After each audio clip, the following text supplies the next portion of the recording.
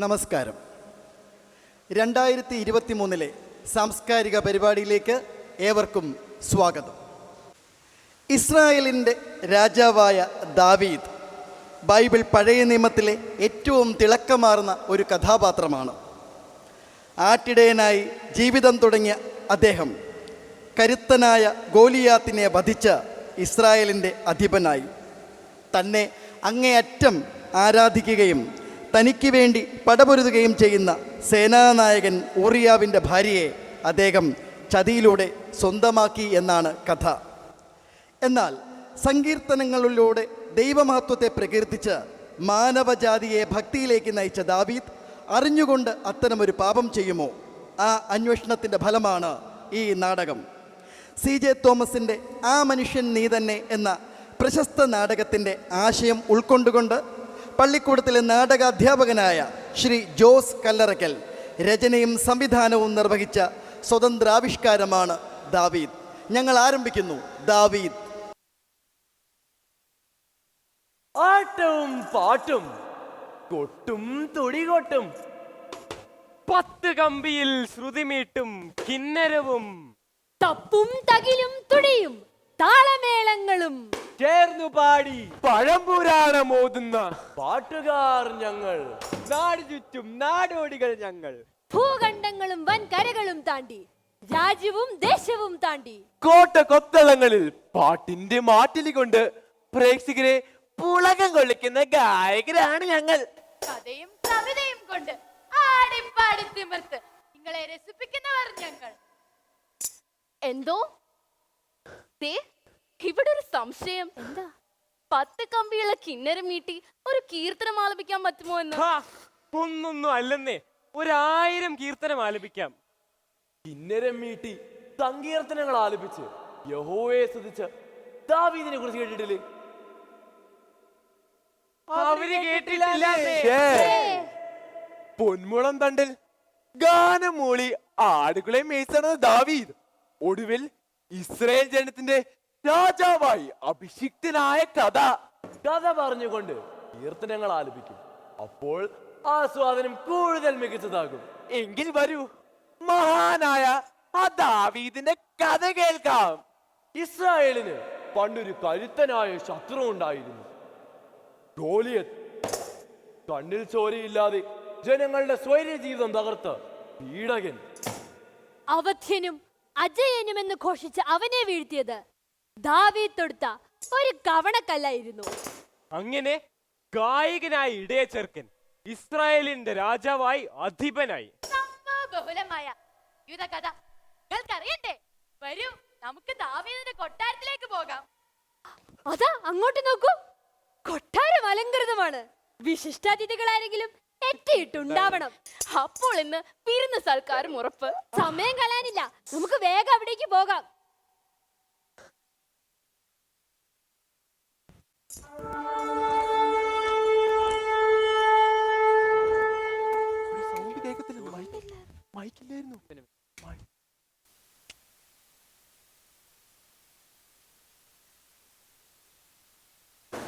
വിരുന്നുകാരും വിശിഷ്ട അതിഥികളും അവരവരുടെ സ്ഥാനങ്ങളിൽ ഇരുന്നുകൊണ്ട് ഉപവിഷ്ടരാകുക.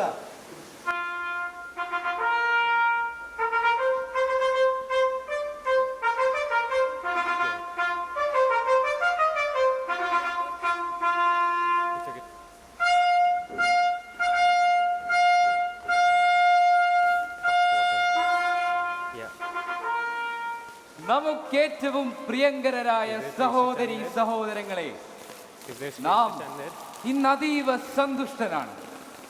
ഈ രാജ്യം പിടിച്ചടക്കി യഹോവ നമ്മെ രാജാവായി അഭിഷേകം ചെയ്തപ്പോഴും നമ്മുടെ സീമന്തപുത്രൻ അബ്സലോം ഉൾപ്പെടെ മറ്റു മക്കൾ പിറന്നപ്പോഴും ഉണ്ടായതിനേക്കാൾ ഇരട്ടി സന്തോഷം നാം ഇന്ന് അനുഭവിക്കുന്നു. എൻ്റെ പ്രിയ പത്നി ബത്സൈബ ഒരു പുത്രന് ജന്മം നൽകിയിരിക്കുന്നു. ഈ ആഘോഷത്തിൽ പങ്കെടുത്ത് നിങ്ങൾ ആഹ്ലാദിപ്പിൻ.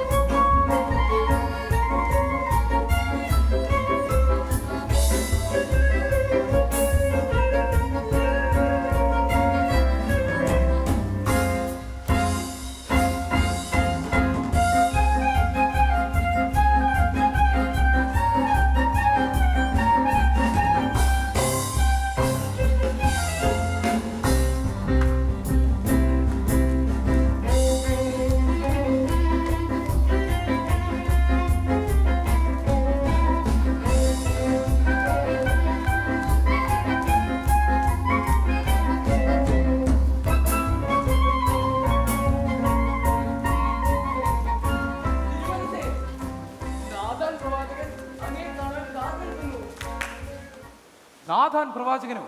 എങ്കിൽ ഉടനെ കൂട്ടിക്കൊണ്ടുവരൂ. അല്ലെങ്കിൽ വേണ്ട, നമുക്ക് ഒരുമിച്ച് പോകാം. തിരുമേനി, ഈ വിരുന്ന് കഴിഞ്ഞ് പോയാൽ പോരെ? യഹോവയുടെ പ്രവാചകനെ കാത്തു നിർത്തുകയോ? പാടില്ല. വരൂ.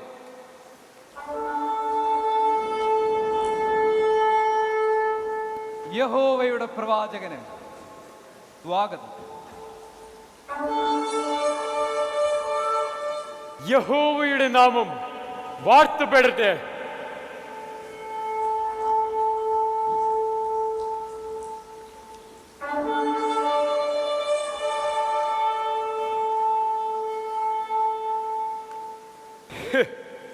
എന്താ ഈ സന്തോഷ ദിനത്തിൽ ഞാൻ വന്നത് നിങ്ങൾക്ക് തടസ്സമായോ? ഒരിക്കലുമില്ല പ്രവാചക. അങ്ങയുടെ ഈ വരവ് നമ്മെ ഏറെ സന്തോഷിപ്പിക്കുന്നു. അങ്ങിരുന്നാലും അങ്ങയ്ക്ക് ദാഹമകറ്റാൻ എന്തെങ്കിലും? ഹേ, തൽക്കാലം ആവശ്യമില്ല. ഇന്ന് എനിക്ക് വ്രതമാണ്. അല്ലാതെ തന്നെ ഞാൻ ഈ ആഘോഷത്തിൽ പങ്കെടുത്തു കൊള്ളാം. എങ്കിൽ തപ്പ് കൊട്ടി കിന്നരം മീട്ടി ഒരു കീർത്തനം കൂടി ആലപിക്കട്ടെ. വേണ്ട, കീർത്തനം ഒന്ന് കഴിഞ്ഞതല്ലേ ഉള്ളൂ. കേൾക്കാൻ ഇഷ്ടമാണെങ്കിൽ നാം ഒരു കഥ പറയാം. തീർച്ചയായും അങ്ങയുടെ ഈ കഥ നാളെ ലോകമെങ്ങും അറിയപ്പെടട്ടെ. എങ്കിൽ കേട്ടുകൊള്ളുക. ഇസ്രായേലിൽ പച്ച വിരിച്ച ഒരു ഗ്രാമം. അവിടെ നൂറുകണക്കിന് ആടുകളുള്ള ഒരു ധനികൻ ജീവിച്ചിരുന്നു. തൊട്ടടുത്ത വീട്ടിൽ ഒരു പെണ്ണാട്ടിൻ കുട്ടിയെ മാത്രം വളർത്തി ഒരു ദരിദ്ര കുടുംബവും സന്തോഷത്തോടെ കഴിഞ്ഞു പോന്നു.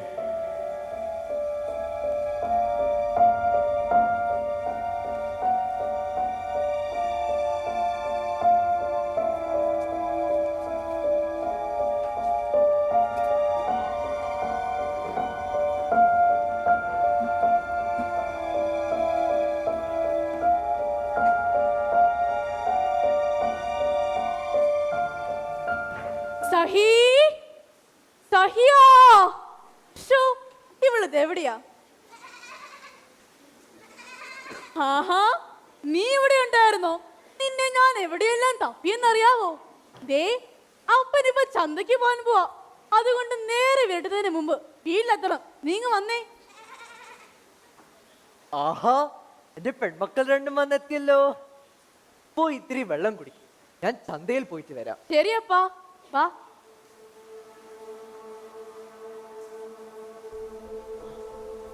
അപ്പോഴാ ദരിദ്രനായ യോബിന് ഇത്രയും നല്ലൊരു പെണ്ണാട്ടും കുട്ടിയുണ്ടോ? എടാ ചെറുക്കാ, നമ്മുടെ ആടുകളുടെ കണക്കുകൾ കൃത്യമായി നിന്റെ കൈവശത്തിലുണ്ടോടാ? ഇല്ലായിരിക്കുവോ? ഉണ്ട്. എത്ര എണ്ണം? 256 എണ്ണം. കൊള്ളാം. അറിയുമോ, വെറും 100 ആടുകളെ കൊണ്ട് തുടങ്ങിയത് ഇപ്പോൾ 256 ആടുകൾ. പക്ഷേ ഈയിടെയായി നമ്മുടെ ഈ ആടുകൾക്കൊക്കെ ഒരു ക്ഷീണം ഉണ്ടല്ലോടാ. അത് പിന്നെ യജമാന നീ മേയ്ക്കാൻ കൊണ്ടുവന്നത് ആണ് യജമാന. ചിലപ്പോൾ ഒരുപാട് പുല്ല് മടുത്തേണ്ട ക്ഷീണമായിരിക്കും. എനിക്കറിയാം. എടാ ചെറുക്ക, നീങ്ങി വന്നേ. നീ ആ അയ്യോബിന്റെ ആടിനെ കണ്ടോടാ. ഉരുണ്ട് കൊഴുത്ത് എന്തോ ഒരു ഭംഗിയാടാ അതിനെ കാണാൻ. അതിനെ കണ്ടാൽ ഉമ്മ വെക്കാൻ തോന്നൂടാ. തോന്നുവോ? അത്തരത്തിലെന്തോണ്ടാടാ നമ്മുടെ കൂട്ടത്തില്? അത് പിന്നെ അത്യാവശ്യം സ്നേഹവും ലാളനും ഒക്കെ കിട്ടിയ ഏതാടും അങ്ങനെയാവും. ആ എരിവോം പട്ടണത്തിലേക്ക് നീ എത്ര നാഴിക ദൂരം? എരികോം പട്ടണോ? അതൊരു 3-3.5 നാഴിക ദൂരം വരുവേ. എത്തുമ്പോഴത്തേക്കും നേരെ വിരട്ടും. പെട്ടെന്ന് ചെന്നു. എടാ ചെറുക്ക, ആരാടാ അയാള്? അത് പിന്നെ ഏതൊരു വഴിപോക്കനെ യജമാന. ഇങ്ങോട്ട് വിളിച്ചോണ്ട് വരൂ. ഹായ്. ഹാ, എന്താ എന്നെ എന്റെ യജമാനൻ പറഞ്ഞയച്ചതാ. സഞ്ചാരിനെ കാണണമത്രേ. പെട്ടെന്ന് വരൂ. യജമാനനെ നല്ല ആളാ. ആളെത്തി യജമാന. വരണം വരണം യാത്രക്കാരാ. ഒരുപാട് യാത്ര ചെയ്ത് ക്ഷീണിച്ചിട്ടുണ്ടല്ലോ. എന്തായാലും ഇന്നിവിടെ വിശ്രമിച്ചിട്ട് നാളെ പോകാം. വളരെ വളരെ നന്ദിയുണ്ട്. ഇക്കാലത്ത് ഇത്രയും ആതിഥ്യ മര്യാദ ആർക്കുമില്ല, പ്രത്യേകിച്ച് അങ്ങേപ്പുള്ള ധനവാന്മാർക്ക്. എടാ ചെറുക്ക, ഈ മാന്യനായ അതിഥിയെ കൂട്ടിക്കൊണ്ടുപോയി അദ്ദേഹത്തിന് ആവശ്യമുള്ള സൗകര്യങ്ങൾ ചെയ്തു കൊടുക്കണ. അതിനിപ്പോ എന്താ? തരൂ തരൂ. ആ പിന്നെ നല്ല കൊഴുത്തൊരു പെണ്ണാട്ടിക്കുട്ടീനെ അറുത്ത് പാകം ചെയ്ത് കൊടുക്കണ. അതിനിപ്പോ എന്താ യജമാന? കൊഴുത്തേനെ തന്നെ അർത്തേക്കാം. വരൂ, പെട്ടെന്ന് വരൂ.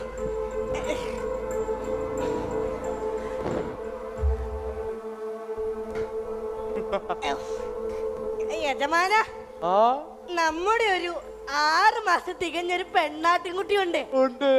അത്താഴത്തിന് അതിനെ അങ്ങോട്ട് അറുത്തേക്കട്ടെ. എന്റെ പെണ്ണാട്ടിൻകുട്ടീനെ നീ തൊട്ട നിന്റെ തല ഞാൻ അറക്കും.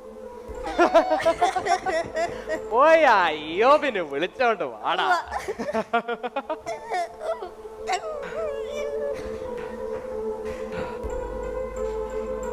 അവരെത്തി യജമാന. പയ്യെ പോ സഹി, ഞാൻ പറഞ്ഞതാ നീ വരണ്ടാന്ന്. എന്ത് പറ്റി യജമാന? എന്റെ അയ്യോബെ, ഇന്ന് എന്റെ വീട്ടിലൊരു അതിഥിയുണ്ട്. ക്ഷീണിച്ച് വലഞ്ഞു വന്നൊരു സഞ്ചാരി. കിടക്കാൻ ഇടവും കഴിപ്പാൻ ഭക്ഷണം കൊടുക്കേണ്ടത് നമ്മുടെ ഒരു കടമയാണല്ലോ. ശരിയാണ്. അതുകൊണ്ട് ഇന്നത്തെ അതിഥിക്ക് വിശേഷപ്പെട്ട് ഭക്ഷണം കൊടുക്കാൻ നിങ്ങൾ എന്നെ ഒന്ന് സഹായിക്കണം. ഓ, അത്രേ ഉള്ളോ? മക്കളെ, നിങ്ങൾ വീട്ടിലേക്ക് പോയിക്കോ, ഞാൻ അത്താഴം ഒരുക്കിയിട്ട് വരാം. ശരിയപ്പാ. അയ്യോ വേണ്ട, നിങ്ങൾ അച്ഛനും മകളും പോയിക്കോ. ഈ പെണ്ണാട്ടിൻകുട്ടി ഇവളിവിടെ നിക്കട്ടെ. അയ്യോ, അതെന്തിനാ? ഇവള് വയറു നിറയെ കഴിച്ചതാ, ഇനി ഒന്നും കഴിക്കില്ല. ഒച്ചോടാ, അതുകൊണ്ട് തന്നെയല്ലേ ഞാൻ പറഞ്ഞത് ഇന്നിവിടെ നിക്കട്ടെ എന്ന്.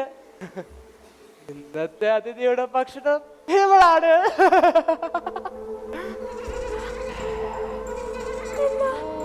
തരില്ല ഞാനിവളെ.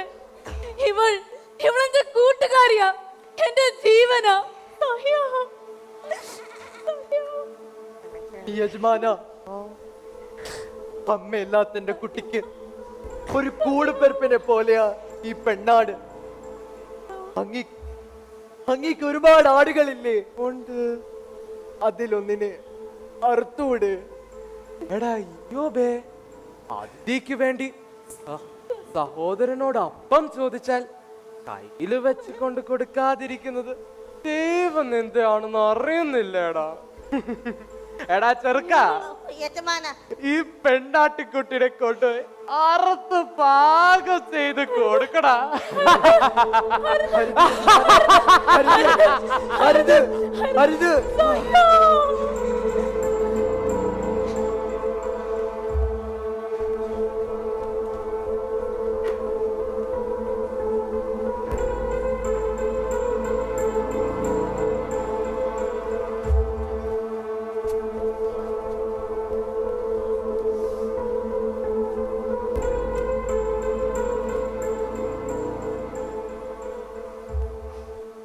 നിർധനരും ബലഹീനരുമായ ഒരു കുടുംബത്തിന്റെ സ്വപ്നത്തെ തകർത്തുകൊണ്ട് ധനവാനും പ്രബലനുമായ ഒരുവൻ ആ പെണ്ണാട്ടിൻ കുട്ടിയെ കൊന്നു.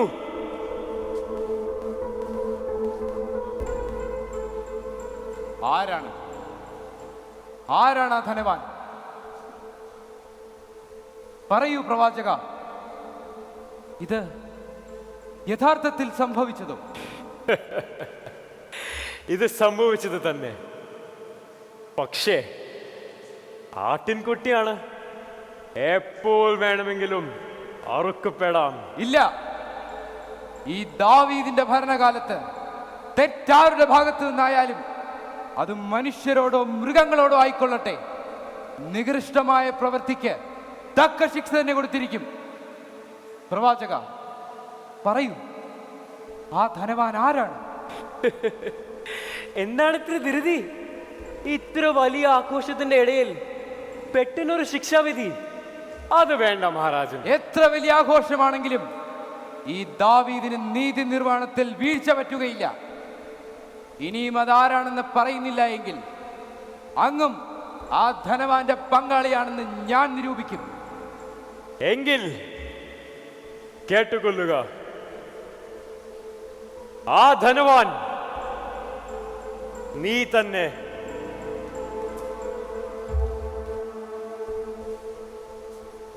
എന്താ? ഒരിക്കൽ കൂടി പറയൂ, ആ മനുഷ്യൻ ആരാണ്? ആ മനുഷ്യൻ നീ തന്നെ. ഇല്ല ഇല്ല, ഇങ്ങനെ ഒരു സംഭവം നടന്നിട്ടേ ഇല്ല. അല്ലെങ്കിൽ തന്നെ ഇത്രയേറെ കഠിന ഹൃദയനോ ഈ ദാവീദ്? ഇല്ല. മനസ്സംയമനത്തോടെ ഓർമ്മിക്കൂ ദാവീദ്. ആ പെണ്ണാടിന്റെ ഉടയവന്റെ മുഖം നിനക്ക് ഓർമ്മിക്കുവാൻ കഴിയണില്ലേ? ഉടയവനൊപ്പം സന്തോഷത്തോടെ ഓടിച്ചാടി നടന്നിരുന്ന ആ പെണ്ണാടിനെ എനിക്ക് കാണാൻ കഴിയണില്ലേ? നിഷ്കലിംഗയായ പെണ്ണാടൻ.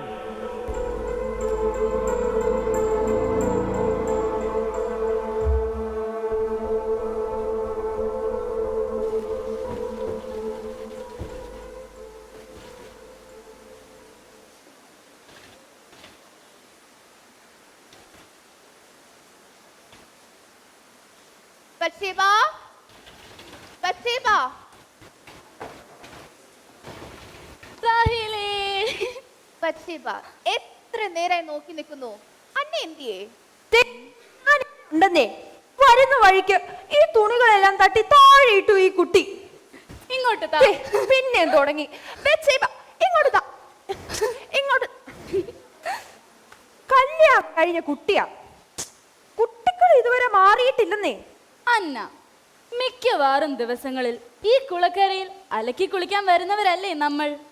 അന്നയുടെ വർത്തമാനം കേട്ടാൽ തോന്നും ഇതാദ്യമായിട്ടാണെന്ന്. ഇതിനാ പിന്നെ മടി എന്ന് പറയുന്നത്. യജമാനത്തിക്ക് വീട്ടിൽ സ്വപ്നം കണ്ടോണ്ടിരുന്നാ പോരെ? വീട്ടിലെ ജോലിയെല്ലാം ചെയ്യുന്നത് ഞാനല്ലേ? ഞാൻ പോവാ.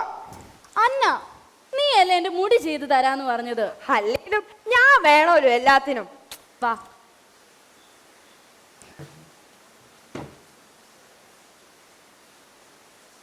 ആ, നിങ്ങൾ അവിടെ എണ്ണയും പുരട്ടിയിരുന്നു, ഞാൻ പോവാ.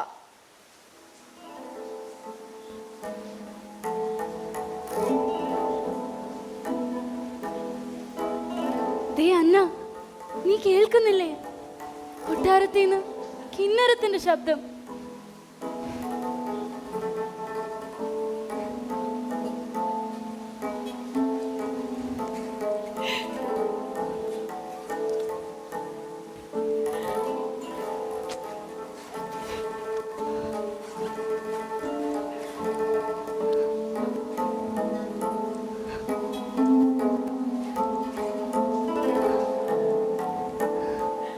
ഇത് പാടുന്നത് രാജാവ് തന്നെ ആയിരിക്കുമോ?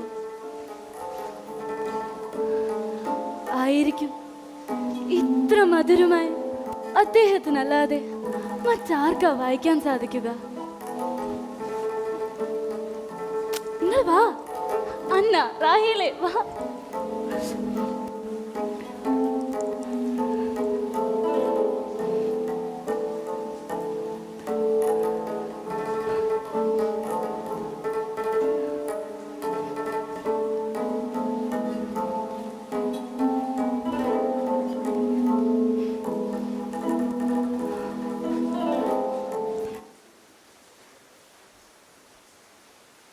ഷോ, കിന്നരം നിന്നല്ലോ. ബത്ശേബ, നേരം ഒരുപാടായി, പോവണ്ടേ? ആ ദേ പോകുന്നു. സാധനങ്ങളൊന്നും എടുത്തിട്ടില്ല. അല്ല വന്നേ. വരുവാ സമയം വരുവാ. ഒരുപാടായി. പെപ്സി വാ, അവിടെ നിന്നേ. മതി അപ്പോ. ശിവ,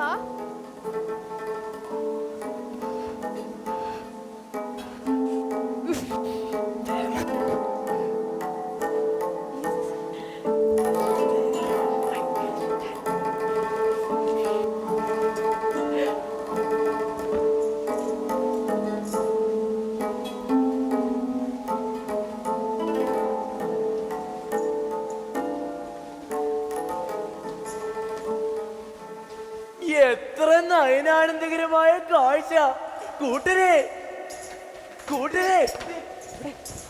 അതാ അവിടെ ഇസ്രായേലിന്റെ അധിപൻ ഒരു കുളക്കടവിലേക്ക് ഒളിഞ്ഞു നോക്കുന്നു. പിന്നെ ഒരു പെൺപ്രജ വിളിക്കുന്ന ഇങ്ങനെ ഒളിഞ്ഞു നോക്കുന്നതാണല്ലോ നയനാനന്ദകരമായ കാഴ്ച. ഇസ്രായേലിന്റെ നിയമങ്ങൾ പലതും അങ്ങനെയൊക്കെ തന്നെയാ. എങ്ങനെയൊക്കെ ഇങ്ങനെ കുളിക്കടവിൽ ഒളിഞ്ഞു നോക്കുന്നതും അതിൽ പെടുമോ? രാജാവ് കീഴടക്കുന്നത് സ്വത്തും ഭാര്യമാരും എല്ലാം രാജാവിന്റെ സ്വന്തമാണെന്ന്. അപ്പോൾ കൊട്ടാരം മുഴുവനും ഭാര്യമാരെ കൊണ്ട് നിറയും അല്ലേ? എന്തൊരു മനോഹരമായ ആചാരം. അങ്ങനെയാണെങ്കിലേ ധീരനായ ആ ദാവീദിന്റെ കൊട്ടാരത്തിലും കാണുമല്ലോ പരാജയപ്പെട്ട രാജാക്കന്മാരുടെ ഭാര്യമാർ. സംശയം എന്താന്ന്? 300-ൽ പരം സ്ത്രീകളുണ്ടത്രേ. എന്നിട്ടാണ് ഒരു പെൺകുട്ടി വിളിക്കുന്ന നോക്കിതേ ഇതുപോലെ നിൽക്കുന്നേ. അങ്ങനെയൊന്നും പറയണ്ട. സൗന്ദര്യം ഉണ്ടല്ലോ ആസ്വദിക്കാനുള്ളതാണ്. കണ്ണുള്ളവർ കാണും, ആസ്വദിക്കും. അതിൽ രാജാവെന്നോ യാചകനെന്നൊന്നും വ്യത്യാസമില്ലെന്നേ. ആസ്വാദനം ഒരു പടി കൂടി കടന്നത് കൊണ്ടാകുമല്ലോ അവളെ കൊണ്ടുവരാൻ യൂത അയച്ചത്. ഇല്ലില്ല, ആ പ്രതീക്ഷ എന്തായാലും നിങ്ങൾക്ക് ആർക്കും വേണ്ട. അവളെ ധീരനായ ഊറിയാബിന്റെ ഭാര്യയാണ്. അങ്ങനെ രാജാവിന്റെ വിളിപ്പുറത്തൊന്നും അവൾ ഓടിയെത്തുമെന്ന് എനിക്ക് പ്രതീക്ഷയില്ല. വിളിച്ചതേ ഇസ്രായേലിന്റെ രാജാവാണ്. അപ്പോൾ വരാതിരിക്കാൻ ഒക്കും അവൾക്ക്. തന്റെ പടയാളിയുടെ ഭാര്യയെ പോലും മറ്റൊരു കണ്ണോട് കൂടി കാണുന്ന ഒരു രാജാവിന് എങ്ങനെ തന്റെ രാജ്യത്ത് തുല്യനീതി നടപ്പാക്കാനാവും? അപ്പോൾ ചരിത്രാതീന കാലം മുതൽ സ്ത്രീയുടെ അവസ്ഥ ഇതൊക്കെ തന്നെയാണ്. സ്ത്രീയെ ഒരു ശരീരം മാത്രമായി നോക്കിക്കാണുന്ന പ്രവണത. ലോകം എത്ര പുരോഗമിച്ചാലും ദേ ഈ ഒരു കാര്യത്തിലുണ്ടല്ലോ ഒരു മാറ്റവും ഉണ്ടാകാൻ പോകുന്നില്ല. അങ്ങനെയൊന്നും പറയണ്ട. സ്ത്രീ ശാക്തീകരണത്തിനായി പല നിയമങ്ങളും നിലവിലുണ്ട്. അതെ അതെ, നിയമങ്ങൾ. കടലാസിൽ ഉറങ്ങുന്ന നിയമങ്ങൾക്ക് പേനത്തുമ്പിലെ മഷിയുടെ വില പോലുമില്ല. കയ്യോക്കുള്ളവൻ കാര്യക്കാരൻ. അല്ലെങ്കിലും നമ്മുടെ നാട്ടിലെ സ്ഥിതി അതൊക്കെ തന്നെയല്ലേ? അങ്ങനെ അടച്ചാക്ഷേപിക്കണ്ട. സ്ത്രീ സുരക്ഷയ്ക്ക് വേണ്ടിയുള്ള പല നിയമങ്ങളെ ദുരുപയോഗം ചെയ്യുന്നത് സാധാരണ ഇല്ലെന്ന് പറയുന്നില്ല. ആയിരക്കണക്കിന് പീഡനങ്ങൾക്കിടെ 10ഓ 100ഓ ദുരുപയോഗങ്ങൾ മാധ്യമങ്ങൾ പൊലിപ്പിച്ച് കാണിക്കുന്നു. മാധ്യമ വിചാരണയിൽ പൊതുജനം വീണ് പോകുന്നു. അതല്ലേ ഇവിടെ നടക്കുന്നത്? അധികാരമുള്ളവന്റെ അവകാശങ്ങളെ കുറിച്ച് അവന് നല്ല ബോധ്യമുണ്ട്. ആഗ്രഹിച്ചതിനെ ഏതൊരു വിധേനയും സ്വന്തമാക്കാനുള്ള വേട്ടക്കാരന്റെ കൗശലം. ആ കൗശലമല്ലേ ഇപ്പോൾ നമ്മൾ ദാവീദ് രാജാവിന്റെ കണ്ണുകളിൽ കണ്ടത്. അല്ലെന്നേ, ദാവീദ് ഒരു നല്ല സൗന്ദര്യ ആരാധകനാണ്. ആ കണ്ണിൽ കണ്ടതുണ്ടല്ലോ പ്രണയമാണ്. പ്രണയം നാണമാകുന്നില്ല ആ വാക്കുച്ചരിക്കാൻ. അർദ്ധനഗ്നയായി കുളക്കടവിൽ നിൽക്കുന്ന ഭർത്തൃമതിയായ സ്ത്രീയെ ഉറ്റുനോക്കുന്ന കണ്ണിൽ പ്രണയത്തെക്കാൾ ഉപരി കാമമാണെന്ന് ആർക്കാണ് മനസ്സിലാകാത്തത്? എന്നിട്ടും നമ്മൾ കാമത്തെ പ്രണയമെന്ന് വെള്ളപൂശും. ഒടുവിൽ ആസിഡ് ഒഴിച്ച് പൊള്ളിച്ചോ പെട്രോൾ ഒഴിച്ച് കത്തിച്ചോ ദിവ്യ പ്രണയത്തിന് സ്മാരകം പണിയും. ഇവർ ചെയ്യുന്നത് എന്തെന്ന് ഇവരറിയുന്നില്ല. ഇവരോട് പൊറുക്കണമേ. അതാ ദാവീദ് രാജാവ് പടവുകൾ ഇറങ്ങി വരുന്നു. നമുക്കേ ഇവിടെ മറഞ്ഞു നിൽക്കാം. എങ്ങോട്ടാ പോകുന്നതെന്ന് കാണാമല്ലോ. കുളക്കടവിലേക്ക് അല്ലാതെ മറ്റെങ്ങോട്ട്? ഒരു പക്ഷേ തന്റെ ഇംഗിതം അറിയിക്കാനായിരിക്കും ആ യാത്ര.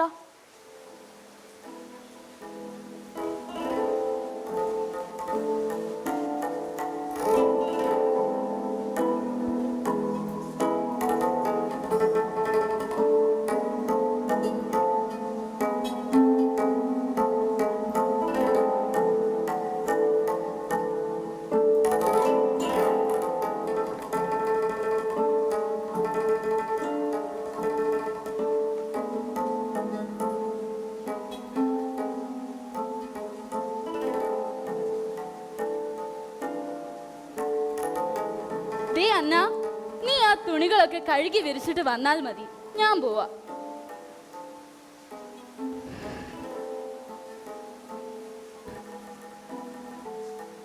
ഇസ്രായേലിന്റെ രാജാവ് നീണാൾ വാഴട്ടെ. അങ്ങനെയാകട്ടെ. ഒരു നിമിഷം നിൽക്കൂ. എന്താണ് പ്രഭു? ഇസ്രായേലിന്റെ ചത്വരത്തിൽ വിടർന്ന നീ ആരാണ്? ഇതിനു മുൻപെങ്ങും ഞാൻ നിന്നെ കണ്ടിട്ടേയില്ല.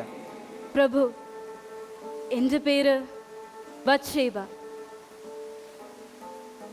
ബത്ശേബ, മട്ടുപ്പാവിൽ നിൽക്കുമ്പോഴാണ് ഞാൻ നിന്നെ ആദ്യം കണ്ടത്. ഞാൻ എൻ്റെ കണ്ണുകളോട് ആവശ്യപ്പെടാതെയാണ് അവ നിന്നെ കണ്ടെത്തിയത്. അരുതെന്ന് പലവട്ടം വിലക്കിയിട്ടും എൻ്റെ പാദങ്ങൾ വന്നെത്തിയത് നിന്റെ സമീപത്താണ്. പ്രഭു, ഈ ദാസിയുടെ വാക്കുകൾ അവിവേകമാണെങ്കിൽ പൊറുക്കണം.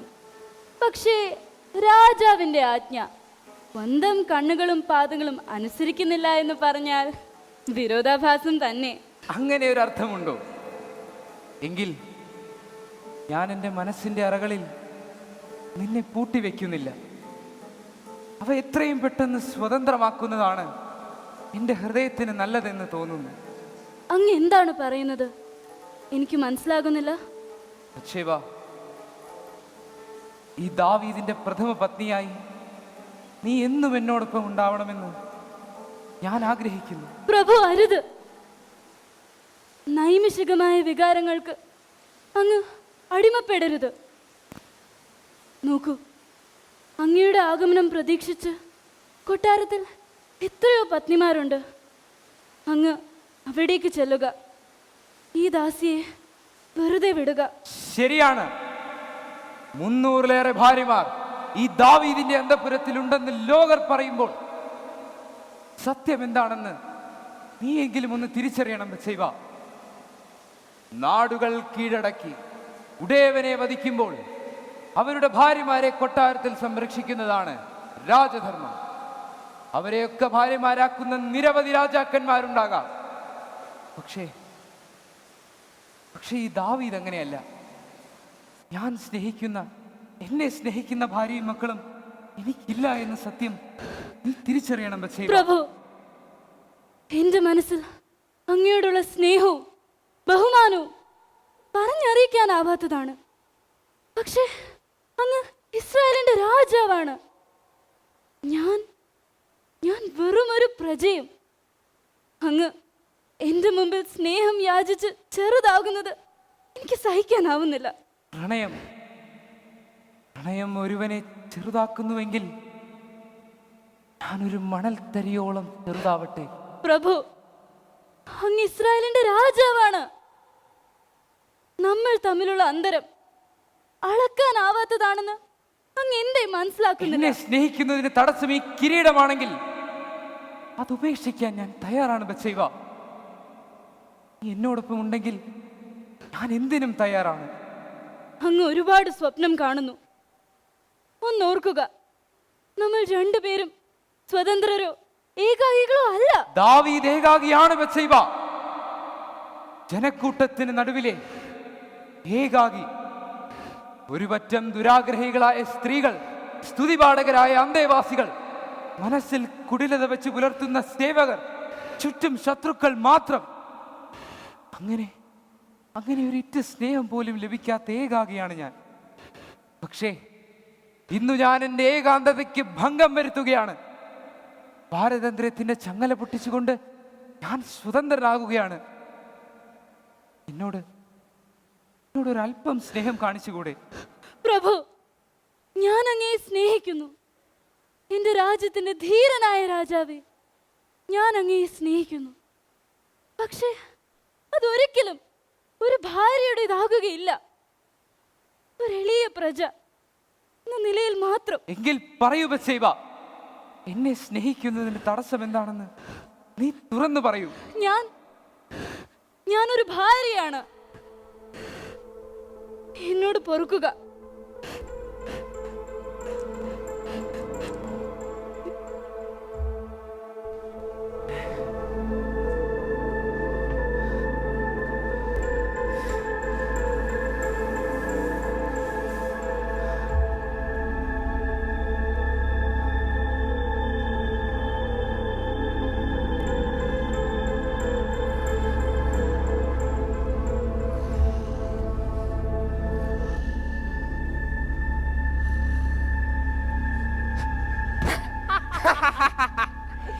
ഇസ്രായേലിന്റെ രാജാവായ ദാവീദ്, നീ എന്തിന് ഒരു പെണ്ണിന്റെ പുറകെ നടന്ന് കെഞ്ചുന്നു? ഹേ, നിങ്ങൾ ആരാണ്? ഞങ്ങൾ നിന്റെ മനസ്സ്. പണ്ടുകാലം മുതൽ ഞങ്ങൾ മനുഷ്യന്റെ മനസ്സിന്റെ പക്ഷത്താണ്. ആദ്യ മാതാപിതാക്കളുടെ മനസ്സിന്റെ ആഗ്രഹം നിറവേറ്റി വിലക്കപ്പെട്ട ഖനി നൽകിയതും ഈ ഞങ്ങളാണ്. വേണ്ട, ഞാൻ യഹോവയുടെ ആജ്ഞയ്ക്കനുസരിച്ച് പ്രവർത്തിക്കുന്ന ഇസ്രായേലിന്റെ രാജാവാണ്. എനിക്ക് നിങ്ങളുടെ ഉപദേശം ആവശ്യമില്ല. ഹ, ഉപദേശം സ്വീകരിക്കണ്ട, വാക്കുകൾ ശ്രവിക്കാമല്ലോ. ഒരു സ്ത്രീ വിവാഹം കഴിച്ചു എന്ന് കരുതി അവളുടെ ഭണ്ഡാരത്തിലെ സ്നേഹം വറ്റിപ്പോകുമോ? വിവാഹിതയായിരുന്ന ഒറ്റ കാരണത്താൽ അയാളുടെ കൂടെ തന്റെ സ്വപ്നങ്ങളെല്ലാം കുഴിച്ചുമൂടി ജീവിക്കുകയാകും. ശരിയാണ്. ഏതോ ഒരുവൻ അവളുടെ ഭർത്താവായി അവളെ കീഴടക്കി ജീവിക്കുകയാവും. സംശയമുണ്ടോ? പന്നിയുടെ മുൻപിലെ പവിഴം പോലെ ഏതോ ഒരു ചെളിക്കുണ്ടിൽ ചവിട്ടി മെതിക്കപ്പെട്ട് ജീവിക്കുകയാവും. ഇത്രയും സുന്ദരിയും ബുദ്ധിമതിയുമായ ഒരുവളെ ആ മൃഗത്തിന്റെ കൂടെ ജീവിക്കാൻ അനുവദിക്കുന്നതാണ് പാപം. അങ്ങനെ ജീവിക്കാൻ വിടുന്നതാണോ രാജനീതി? അല്ല, ഒരിക്കലുമല്ല. പക്ഷേ ഞാൻ അവളെ അയാളിൽ നിന്നും എങ്ങനെ വേർപിരിക്കും? നീ നിന്റെ പ്രണയം ശക്തമായി അറിയിക്കുക. പിന്നെ നീ കണ്ട സ്വപ്ന സ്വർഗത്തിൽ നിങ്ങൾക്ക് നീന്തി തുടിക്കാം. ഞാൻ എന്തിന് എന്റെ മോഹങ്ങൾ ബലി കഴിക്കണം? അതാ അവളുടെ പരിചാരക അന്ന വരുന്നു. നീ വേണ്ടത് പ്രവർത്തിക്കുക.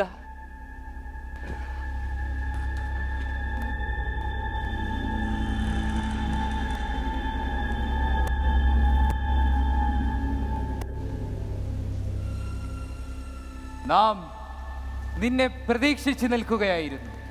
തിരുമനസേ, അത് ഞാൻ മനസ്സിലായി. ബത്ശേബായുടെ പരിചാരക അന്ന അല്ലേ? തിരുമനസേ, അങ്ങ് എല്ലാ പ്രജകളെയും തിരിച്ചറിഞ്ഞ് സ്നേഹിക്കുന്ന മഹാരാജാവാണെന്ന് അടിയങ്ങൾ മനസ്സിലാക്കുന്നു. ഈ ദാവീദ് എല്ലാവരെയും സ്നേഹിക്കുന്നു. പക്ഷേ ആ സ്നേഹം തിരിച്ചു തരാൻ പലരും വിമുഖത കാട്ടുന്നു. എന്റെ യജമാനത്തി ബത്ശേബ പോലും എന്റെ സ്നേഹം നിഷേധിച്ചിട്ട് കടന്നുപോയി. അന്ന, നിനക്ക് എന്നെ ഒന്ന് സഹായിക്കാൻ കഴിയുമോ? പ്രഭു, ഒരു വിധവയായ സാധു സ്ത്രീയാണ് ഞാൻ. എന്താണാവോ ഞാൻ അങ്ങേക്ക് വേണ്ടി ചെയ്യേണ്ടത്? അന്ന, എന്റെ മനസ്സു കാണാൻ, എന്റെ മനസ്സിൽ നിറഞ്ഞൊഴുകുന്ന ആ പ്രണയം കാണാൻ, അതവളെ ഒന്ന് പറഞ്ഞ് മനസ്സിലാക്കുവാൻ കഴിയുമോ നിനക്ക്? അരുത്, അരുത്. അങ്ങേക്ക് കരുണയുണ്ടെങ്കിൽ ഈ ജോലിയിൽ നിന്നും എന്നെ വിടുവിക്കുക. ഈ പ്രണയം അവൾക്ക് ഒരിക്കലും ഇഷ്ടമാവുകയില്ല. കാരണം അവൾ ഒരു ഭാര്യയാണ്, ഭർത്തമതിയാണ്. ഭർത്താവുള്ളതാണ് എന്റെ പ്രണയത്തിന് തടസ്സമെങ്കിൽ ആ തടസ്സം മാറ്റാൻ എനിക്ക് നിമിഷങ്ങൾ മതിയെന്ന് നീ എന്താണ് മനസ്സിലാക്കാത്തത്? പ്രഭു, നിമിഷങ്ങൾക്കുള്ളിൽ ശത്രുക്കളെ തകർത്തു കളയുന്നവനാണ് അങ്ങെന്ന് എനിക്ക് അറിയാം. പക്ഷേ ഇതെളുപ്പത്തിൽ സാധിക്കാത്തത് അദ്ദേഹം അങ്ങയുടെ മിത്രമായതുകൊണ്ടാണ്. മിത്രമോ? ആരാണ് അയാൾ? അങ്ങയുടെ സേനാനായകരിൽ പ്രഥമൻ ഊറിയാവ്.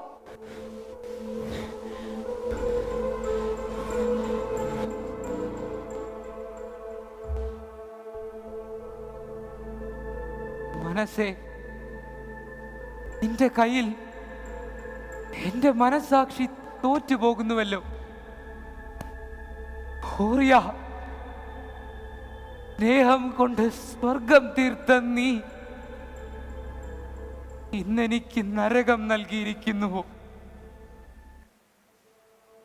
മനസ്സേ, നീ ക്ഷുഭിതമായ കടൽ തിരമാല പോലെ ആർത്തലയ്ക്കാതെ മനസ്സിലാക്കൂ. ബത്ശേബ ഈ ദാവീദിന്റേതല്ല. അവൾ ഊറിയാവിന്റെ ഭാര്യയാണ്.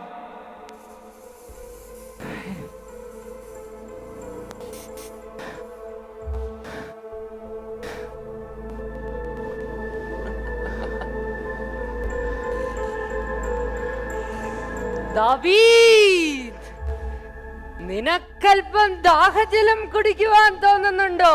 ഉണ്ട്. നീ വീഞ്ഞു കുടിക്കുക. ഇപ്പോൾ നിന്റെ ബുദ്ധി അല്പം മന്ദീഭവിക്കുന്നതാണ് നല്ലത്. ശരിയാണ്. അല്ലെങ്കിൽ ചിലപ്പോ ഞാൻ അവനെ ഇല്ലാതാക്കിയേക്കാം. അങ്ങനെ വന്ന യഹോവ എനിക്ക് നരകം വിധിക്കും. തരൂ.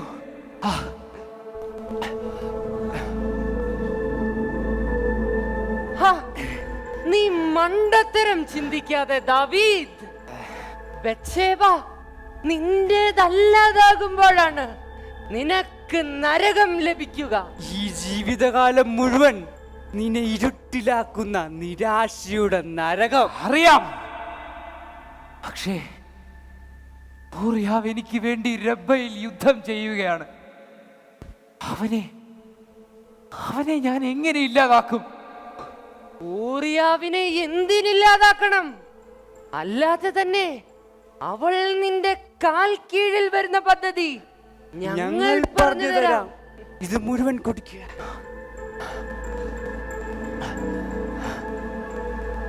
ഒരാണായിട്ട് നീ അവളുടെ അരികിലേക്ക് ചെന്ന് കീഴടക്ക്.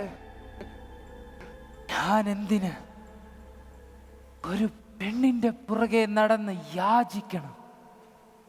ഈ ദാവീദിന്റെ മുന്നിൽ അവൾ കീഴടങ്ങട്ടെ. ഇതാണ് പറ്റിയ സമയം. അവൾ ഒറ്റയ്ക്കാണ്. വെറും ഒരാട്ടിൻകുട്ടിയായവളെ നീ ഒരു സിംഹമാണെന്ന് കാണിച്ചു കൊടുക്ക്. ബത്ശേബ, ഈ ദാവീദ് ഇതാ ആജ്ഞാപിക്കുന്നു, നീ കീഴടങ്ങുക.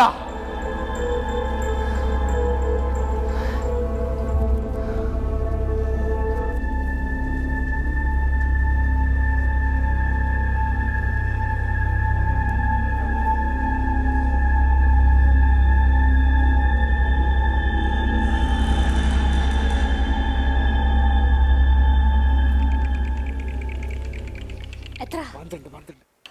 12. കളിക്ക് കളിക്ക് കളിക്ക്. പകിട 12. കൂട്ടരെ, ഇസ്രായേലിന്റെ അധിപൻ ഒരു ചെന്നായെ പോലെ ആ പെണ്ണാട്ടിൻകുട്ടിയെ കീഴടക്കി. ഇതാണോ ദാവീദ് രാജാവിന്റെ യഥാർത്ഥ പ്രണയം? എന്തൊരു കഷ്ടവാ! ദാവീദിനു വേണ്ടി പടപൊരുതുന്ന ധീരനായ ഊറിയാവിന്റെ പ്രിയ പത്നിക്ക് തന്റെ ആരാധ്യ പുരുഷനെ ഒന്ന് പ്രതിരോധിക്കാൻ പോലും കഴിഞ്ഞില്ല. ആരാധ്യ പുരുഷൻ നിരാലംബയായ ഒരു പെണ്ണാട്ടിൻകുട്ടിയെ കീഴടക്കിയതിൽ ഈ ദാവീദിന് സന്തോഷിക്കാം. എന്നാലും സാമ്രാജ്യങ്ങൾ കീഴടക്കുന്ന ദാവീദിനെ സംബന്ധിച്ചിടത്തോളം ഇതൊക്കെ എത്ര നിസ്സാരം. നിസ്സാരമോ? നിസ്സാരമല്ല. ദുരാത്മാക്കളുടെ പ്രവർത്തനം കൊണ്ടല്ലേ ഇതൊക്കെ സംഭവിച്ചത്. ദുരാത്മാ പോലും അങ്ങ് മാറുന്നേ വന്നല്ലോ ന്യായീകരണ തൊഴിലാളി. എവിടെയായിരുന്നു ഇതുവരെ? അമ്മയെ തല്ലിയാലും രണ്ടുണ്ട് പക്ഷം. എന്റെ സുഹൃത്തെ, നാണമാകുന്നില്ലേ നിങ്ങൾക്ക് ഇങ്ങനെ ന്യായീകരിക്കാൻ? ദുരാത്മാവ് പോലും കാമം കൊണ്ട് അന്ധനായി. വിടുവായിട്ട് പറയണ്ട.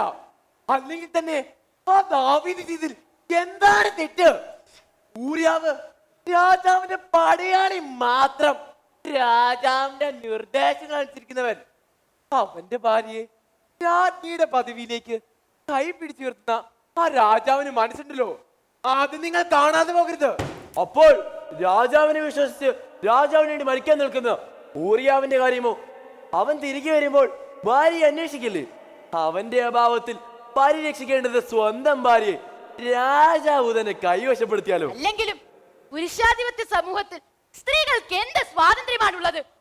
യുദ്ധം, പ്രളയം, പകർച്ചവ്യാധികൾ തുടങ്ങിയ എല്ലാ ദുരന്തങ്ങളുടെയും പ്രധാന ഇരകൾ ഞങ്ങൾ സ്ത്രീകളായിരുന്നില്ലേ? അല്ലല്ല, സ്ത്രീകൾ മാത്രമല്ല, കുട്ടികളുമുണ്ട്.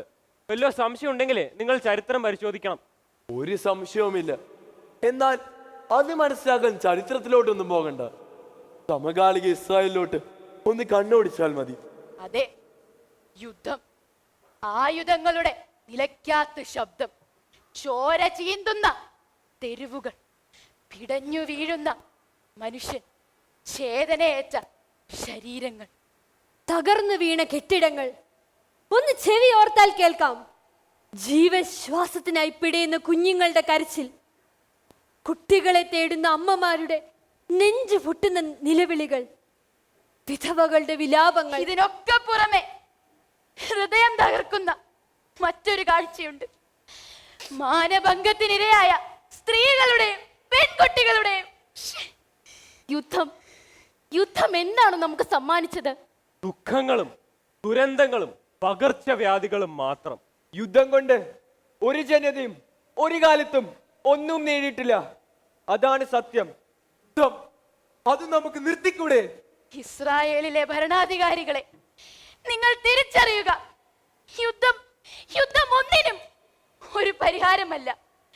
എല്ലാ യുദ്ധങ്ങളും അവശേഷിപ്പിക്കുന്നത് ഇരുവശത്തും മുറിവുകൾ മാത്രം. കൂട്ടരെ, നമ്മളിപ്പോ നിൽക്കുന്നത് പടക്കളത്തിനരികിലാണെന്ന് മറക്കണ്ട. ഇനിയും നമ്മൾ ഇവിടെ നിന്നാൽ നാം ചിലപ്പോൾ മരണപ്പെട്ടേക്കാം. അതാ ഊറിയാവും കൂട്ടരും യുദ്ധം ആരംഭിച്ചു കഴിഞ്ഞു. ഇനി നാം ഇവിടെ നിൽക്കുന്നത് ആപത്താണ്. നമുക്ക് ഓടി രക്ഷപ്പെടാം.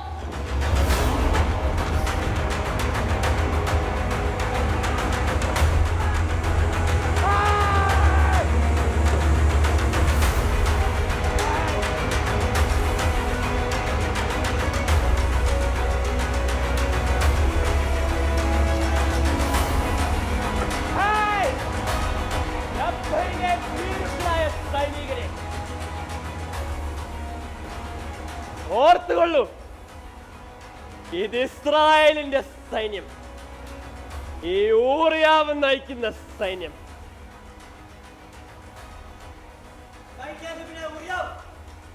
നമ്മുടെ പടയാളികളിൽ ചിലർക്ക് നിസ്സാരമായ പരിക്കുകളേറ്റിരിക്കുന്നു.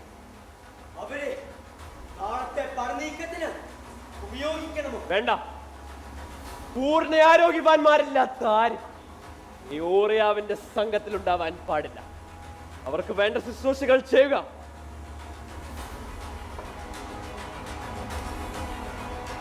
ധീരനായ സേനാനായകൻ ഊറിയാവ്, നിന്റെ ശക്തിയുടെയും വീരത്തിന്റെയും ഫലം ശത്രുക്കൾ ഭയം നോടി ഒളിച്ചിരിക്കുന്നു. ഏറ്റവും ബഹുമാന്യനായ യോവാബ്, അങ്ങയുടെ സാന്നിധ്യം ഞങ്ങൾക്കേറെ ആവേശം നൽകുന്നു. ഊറിയാവ്, ഞാനും എന്റെ സംഘവും ഇന്ന് തന്നെ മടങ്ങിപ്പോകും. നീ മാത്രം പറഞ്ഞയച്ചാൽ മതിയെന്നാണ് രാജകൽപ്പന. നാം ഇപ്പോൾ തന്നെ ഒരു ചെറു സംഘവുമാണ് കയറിയത്. പരിക്കേറ്റവർ മാറുക കൂടി ചെയ്താൽ സംഘം തീർത്തും ശുഷ്കമാകും. ഒരു തേർ സംഘം കൂടി കിട്ടിയാൽ വേണ്ട, എന്നോടൊപ്പം ഈ ചെറു സംഘം മതി എന്ന് തീരുമാനിച്ചു. ഇസ്രായേലിന്റെ അധിപതി ദാവീദ് രാജാവാണ്. അദ്ദേഹത്തിന് എന്തെങ്കിലും പ്രത്യേക പദ്ധതി കാണും. അല്ലെങ്കിൽ ഈ ചെറു സംഘത്തിന് പൊരുതി വിജയിക്കാൻ കരുത്തുണ്ടെന്നുള്ള ദൃഢവിശ്വാസവുമാകാം. ഭയമുള്ളവർക്ക് ഇപ്പോൾ തന്നെ മടങ്ങി. ഇല്ല, ജീവൻ വെടിക്കൊടുക്കേണ്ടി വന്നാലും ഞങ്ങൾ അങ്ങോടൊപ്പം ഉണ്ടാകും.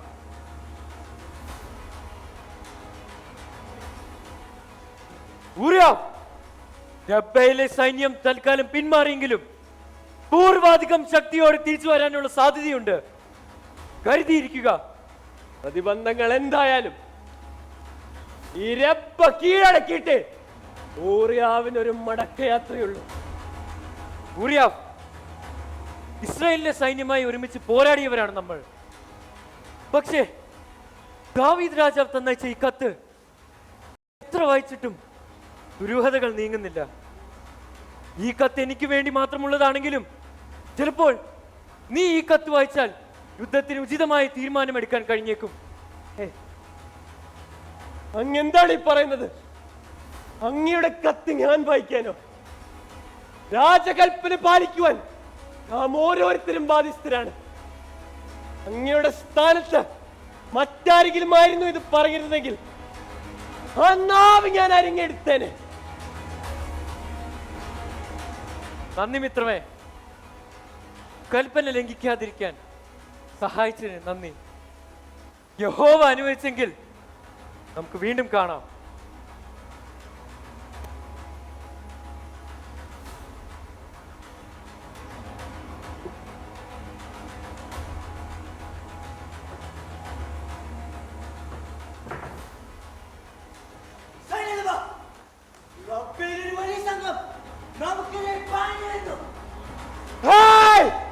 ഇസ്രായേലിന്റെ സൈനികരെ, പോരാടുക. വിജയമാണ് നമ്മുടെ ലക്ഷ്യം. അതാണ് നമ്മുടെ സ്വപ്നം. ഞാൻ മുന്നിലുണ്ടാവും. യുദ്ധതന്ത്രങ്ങൾക്കനുസരിച്ച് നിങ്ങളും മുന്നേറുക.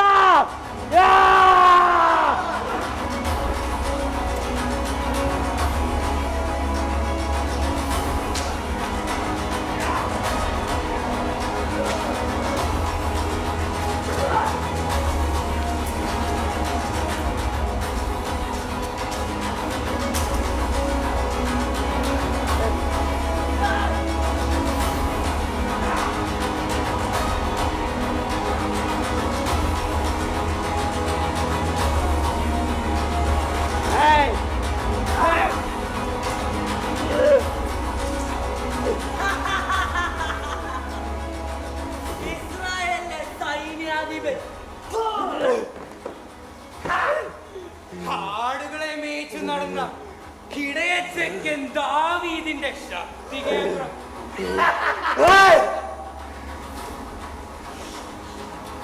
എന്റെ ഹൃദയത്തിൽ ഒരു തുള്ളി ചോരുണ്ടെങ്കിൽ എന്റെ രാജാവിനെ അവഹേളിക്കുന്നവൻ നാവ് ഞാൻ അരിഞ്ഞെടുക്കും.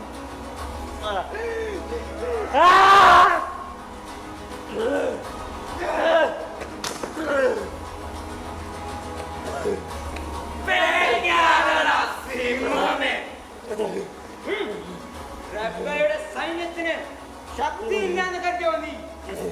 ഇത് നിനക്കുള്ളതല്ല, നിന്റെ യജമാനൻ ദാവീദിനുള്ള ശിക്ഷ. വേണ്ട, ഇവനങ്ങനെ പെട്ടെന്ന് മരിക്കേണ്ടവൻ. ചോര വാർന്ന് വാർന്ന് ആ ദാവീദിനെ ശപിച്ച് മരിക്കട്ടെ. ഇസ്രായേലിലെ ഒരുവൻ പോലും രക്ഷപ്പെടാൻ പാടില്ല. എല്ലാത്തിന്റെയും കഴുത്ത് അറുത്തെടുക്കുവേ.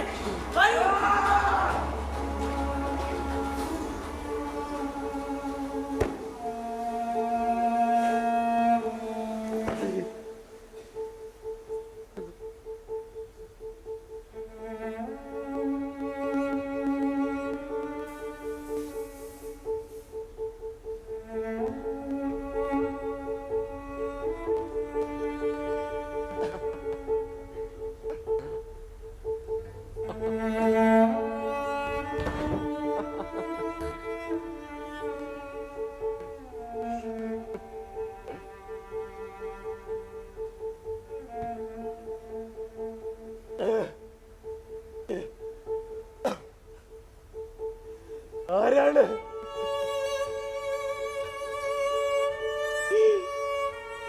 മരിക്കുന്നതിന് മുമ്പ് ഒരിറ്റു വെള്ളം കുടിക്കാൻ ഭാഗ്യം തന്ന നിങ്ങൾ ആരാണ്? ഞങ്ങൾ നിന്റെ വേദനയിൽ പങ്കുചേരാൻ വന്നവർ.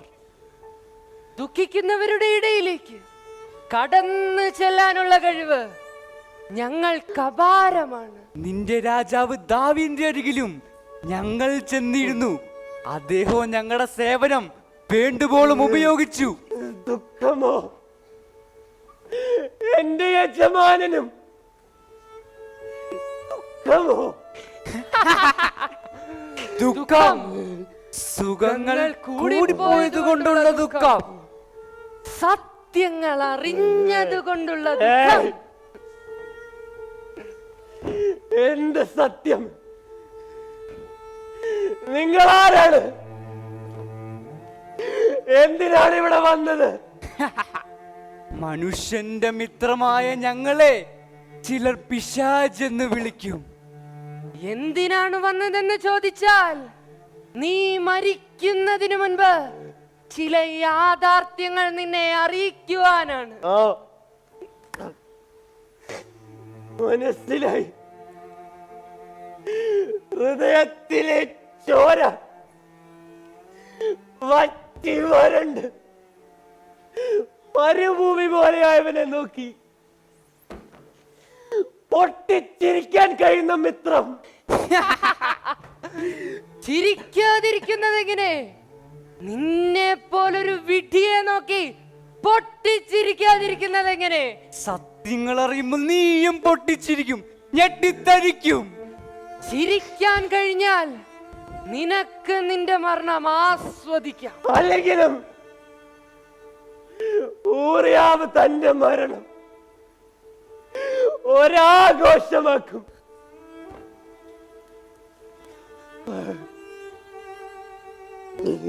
കാരണം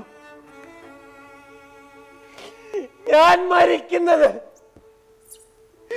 എന്റെ രാജ്യത്തിന് വേണ്ടിയാണ്, ഇസ്രായേലിന്റെ നാഥന് വേണ്ടിയാണ്. ഹാ, ഇസ്രായേലിന്റെ നാഥൻ, ഈ മരണം നീ ദാവീദിന് ദാനമായി കൊടുത്ത ബലിയല്ല, ദാവീദ് ചതിച്ച് നേടിയ ജീവനാണ്. ചതിയോ? ഇസ്രായേലിന്റെ നാഥനിൽ നിന്ന് ചതിയോ? പോതൂരെ!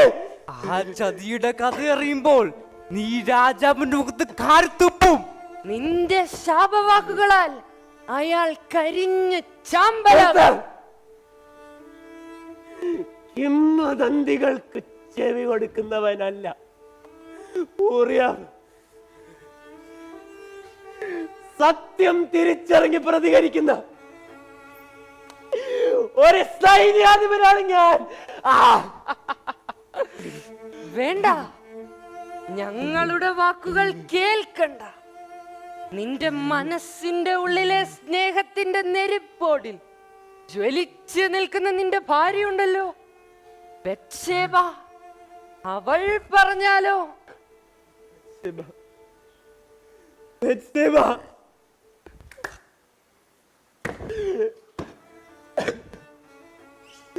എവിടെ അവൾ? കാണട്ടെ ഞാൻ അവളെ. മനസ്സിന്റെ ആഗ്രഹങ്ങളെ നിമിഷങ്ങൾക്കുള്ളിൽ സാധ്യമാക്കുന്നവരാണ് ഞങ്ങളെന്ന് നീ മറന്നുവോ? കൊണ്ടുവരട്ടെ ഞങ്ങൾ അവളെ. കൊണ്ടുവരുമോ നിങ്ങൾ അവളെ?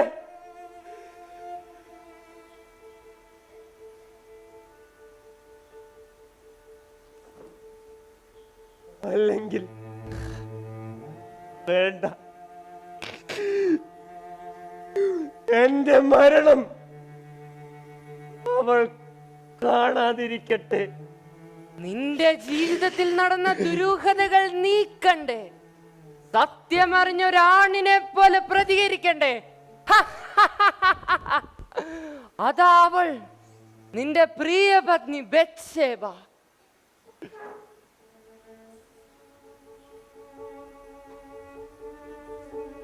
ഊറിയ, ഊറിയ, ഊറിയ, ഊറിയ, ഊറിയ.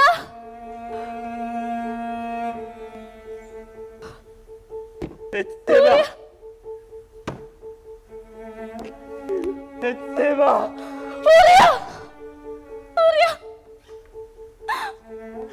നിന്നെ ഈ വിധത്തിൽ എനിക്ക് കാണേണ്ടി വന്നല്ലോ. ഊറിയ, എന്റെ രക്ഷകരെ, നീ എന്നെ മറന്നോ? എന്റെ ഹൃദയമേ, മരിക്കുന്നതിന് മുമ്പ് നിന്നെ ഒന്ന് കാണാൻ കഴിയുമെന്ന് കരുതിയതേയല്ല ഞാൻ. നീ കൊട്ടാരത്തിൽ എത്തിയിട്ടും നിന്നെ മാത്രം പ്രതീക്ഷിച്ചിരുന്ന എന്റെ അരികിലേക്ക് നീ എന്തേ ഒന്നും വന്നില്ല? ശിവ, നൂറുകണക്കിന് സൈനികർ രക്തമുറയുന്ന കൊടും തണുപ്പിൽ കിടക്കുമ്പോൾ ഞാൻ മാത്രം എങ്ങനെ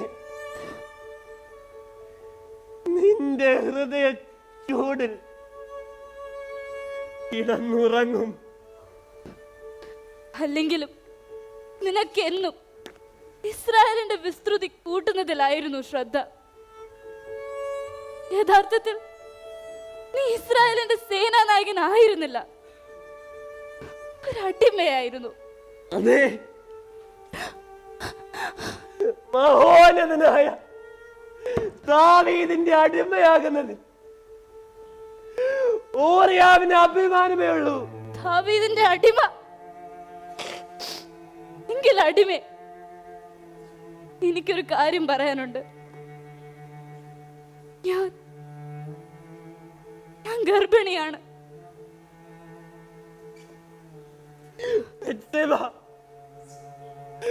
ഊറിയാവിന്റെ പെണ്ണെ,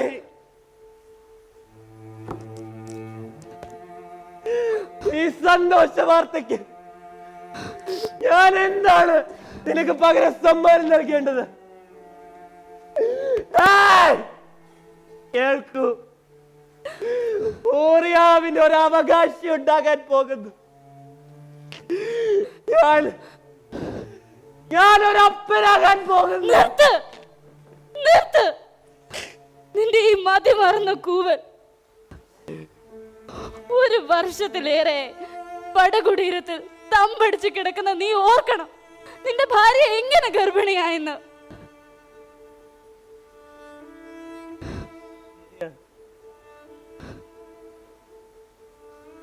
നീ കളിവാക്ക് പറഞ്ഞെന്നെ കബളിപ്പിക്കുകയായിരുന്നു അല്ലേ?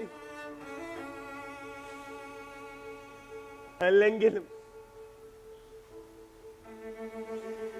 സ്നേഹിക്കുന്നവരുടെ മുൻപിൽ ഊറിയ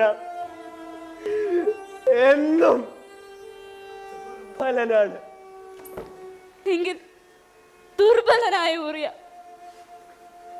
നിന്റെ ഭാര്യ ചുമക്കുന്ന ഈ ഗർഭം ഇസ്രായേലിന്റെ നാഥനായ ദാവീദിന്റേതാണെന്ന് അറിഞ്ഞുകൊള്ളുക.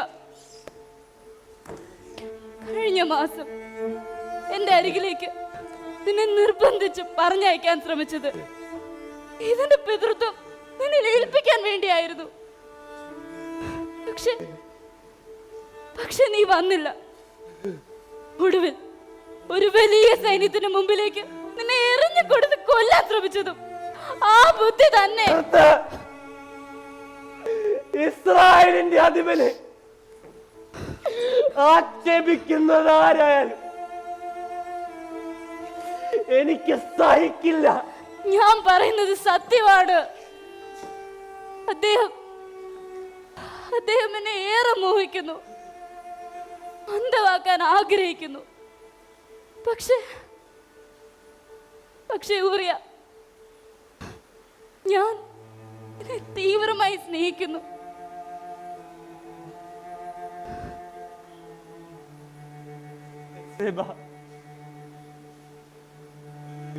ഒരു ഭർത്താവ് എന്ന നിലയിൽ നിന്നെ കേൾക്കുവാനോ സന്തോഷിപ്പിക്കുവാനോ എനിക്ക് കഴിഞ്ഞിട്ടില്ല.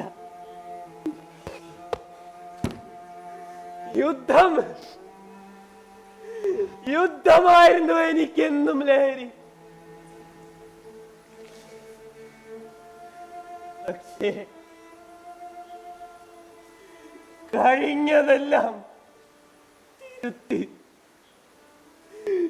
നിന്റെ ജീവിതത്തിലേക്ക് മടങ്ങി വരും. ഊറിയാവിന്റെ സമയം കഴിഞ്ഞു പോയിരിക്കുന്നു. പക്ഷെ ഞാൻ സന്തുഷ്ടനാണ്. ശേഷിക്കുന്ന നിന്റെ ജീവിതം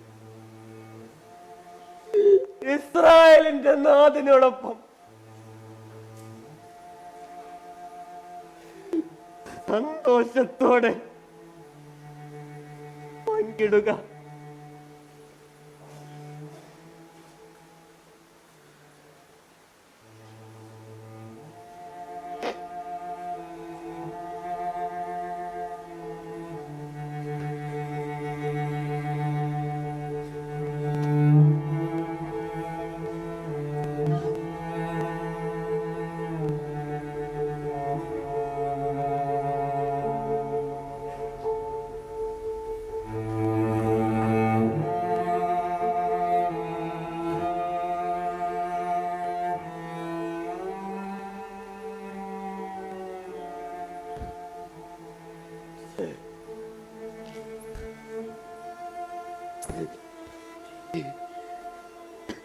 ഞങ്ങൾ ഇത്രയും പ്രയത്നിച്ച് അവളെ നിന്റെ മുൻപിൽ എത്തിച്ച് സത്യങ്ങൾ ബോധിപ്പിച്ചിട്ടും അവിഹിത ഗർഭം പേറുന്ന അവളുടെ ഉദരത്തിലേക്ക് എന്തേ നിന്റെ വാൾ കയറിയില്ല?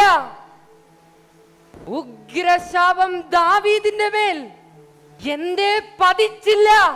മരണം പടിവാതിക്കൽ നിന്നെ മാടി വിളിച്ചിട്ടും നീ അവളിൽ അനുഗ്രഹവർഷം ചൊരിഞ്ഞു, തലോടി ആശ്വസിപ്പിച്ചു. ഇനി നീ മരണത്തെ സ്വീകരിച്ചുകൊള്ളൂ.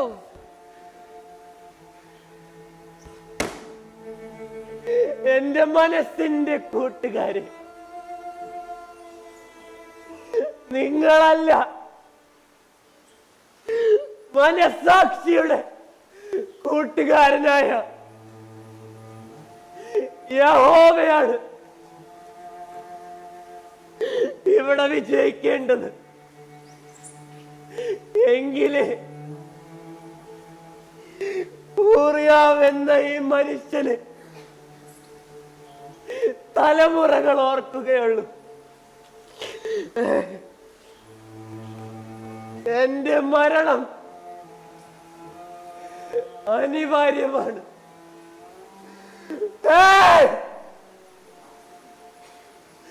മരണമേ, എന്നെ പുണരുക. ബലിഷ്ഠമായ നിന്റെ കരങ്ങളിൽ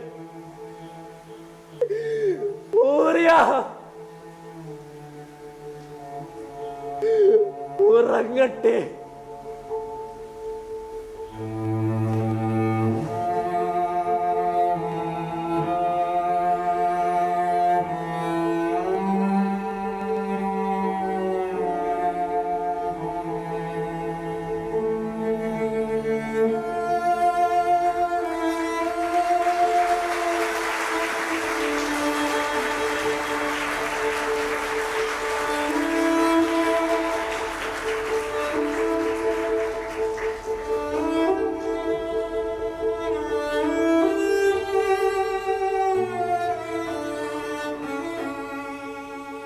മനുഷ്യ, നീ തന്നെ എന്ന് ഇപ്പോൾ മനസ്സിലായില്ലേ? അതുകൊണ്ട് യഹോവയുടെ വാക്കുകൾ കേൾക്കുക.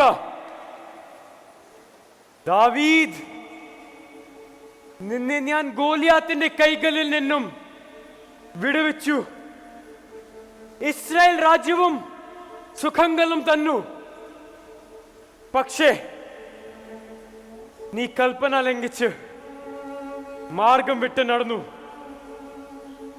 അതിനാൽ നിന്റെ ഭവനത്തിൽ നിന്ന് തന്നെ നിനക്ക് അനർത്ഥം സംഭവിക്കും. ബത്ശേബയിൽ നിനക്ക് പിറന്ന മകൻ മരണപ്പെടും.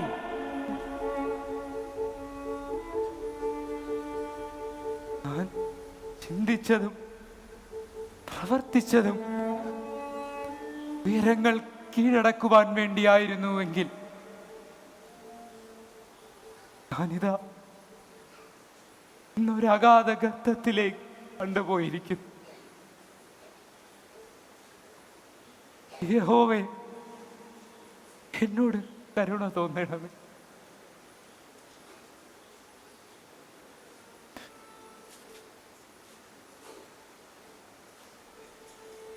ഇന്നു മുതൽ 7 ദിവസത്തേക്ക് ഈ ദാവീദ് ജലപാനം ഉപേക്ഷിക്കുകയാണ്.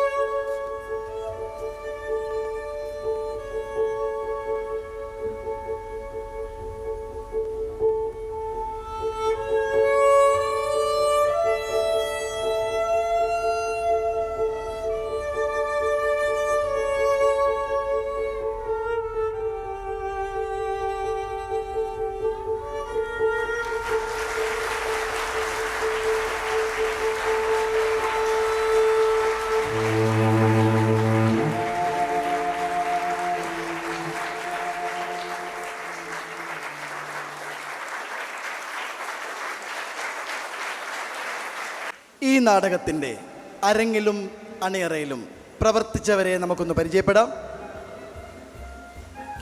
കോസ്റ്റ്യൂം സഹായികൾ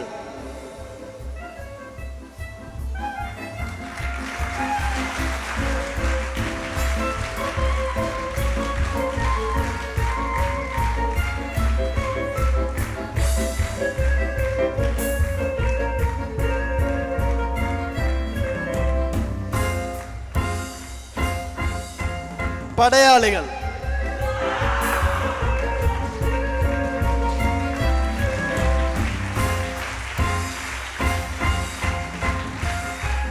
ധനവാനും കൂട്ടരും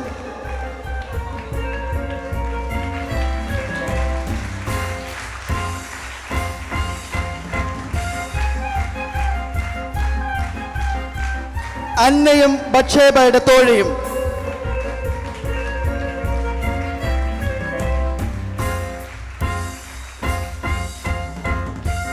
കൊട്ടാരം വാസികൾ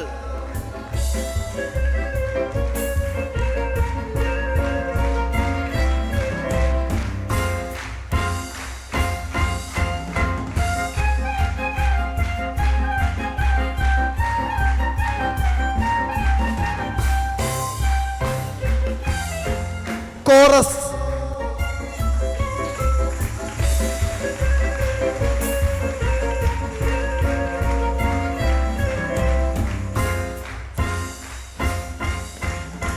പിശാചുക്കൾ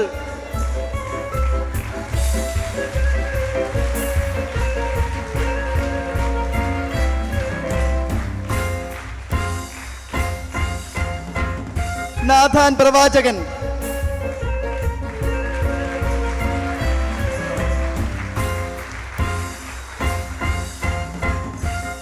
ദുരന്ത നായകൻ ഊറിയാം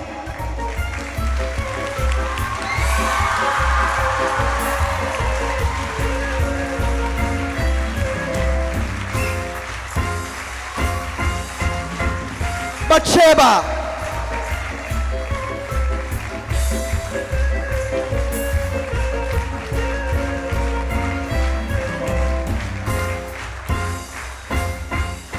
ഇസ്രായേലിന്റെ അധിപൻ ദാവീദ് രാജാവ്